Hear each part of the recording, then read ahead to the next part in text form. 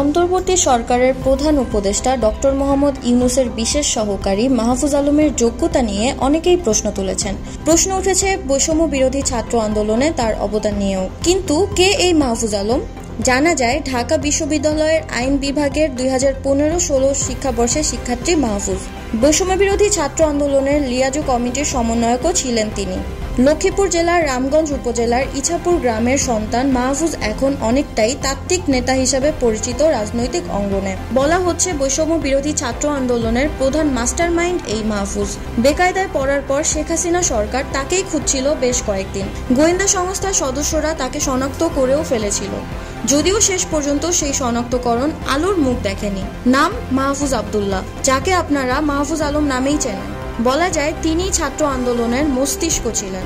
নিজ মহলে আড্ডাবাজি ও পাঠচক্রের মধ্য দিয়ে পাণ্ডিত্যপূর্ণ জ্ঞানের জন্য পরিচিত মাহফুজ। বন্ধুবর্গের বক্তব্য, ব্রিটিশ ভারতের বিভক্তির পর থেকে এখন পর্যন্ত হওয়া সকল রাজনৈতিক দলের উত্থান পতন সম্পর্কে বেশ ভালোই জ্ঞান রাখেন মাহফুজ। তিনি গণতান্ত্রিক ছাত্র শক্তির ছায়াতলে নতুন গ্রুপ বৈষম্য বিরোধী ছাত্র আন্দোলন নামে তৈরি করে 55 জনের পলিটিক্যাল ব্যাকগ্রাউন্ডবিহীন সমন্বয়ক টিম গড়ে তোলেন।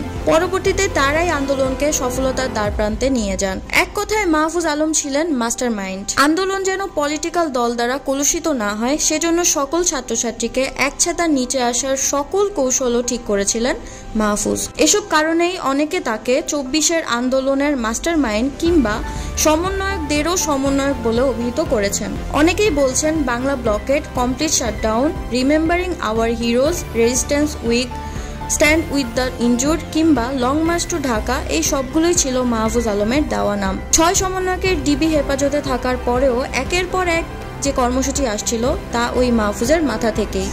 ঢাকা বিশ্ববিদ্যালয়ের সাবেক শিক্ষার্থী রবিউল রাফি জানান, সিরাজুল আলম খান জহুরুল হক হলকে কেন্দ্র করে গড়ে তুলেছিলেন গোপন সংগঠন স্বাধীন বাংলা বিপ্লবী পরিষদ, যাদেরকে ইতিহাসে আমরা নিউক্লিয়াস নামে চিনি। সেই হলেই আবারও এক ঝাঁকড়া চুলের যুবক আসবে, যার মাথার খুঁড়ধারার বুদ্ধিতে কবর রচনা হবে প্রবল পরাক্রমশালী এক ফ্যাসিস্ট রেজিমের। ঢাকা বিশ্ববিদ্যালয় আসলেই এক আজব জায়গা। আগে ইতিহাস পড়তে গেলে এসব চোখে ভাসত, আর এবার চোখের সামনে নতুন ইতিহাস তৈরি করতে দেখলাম।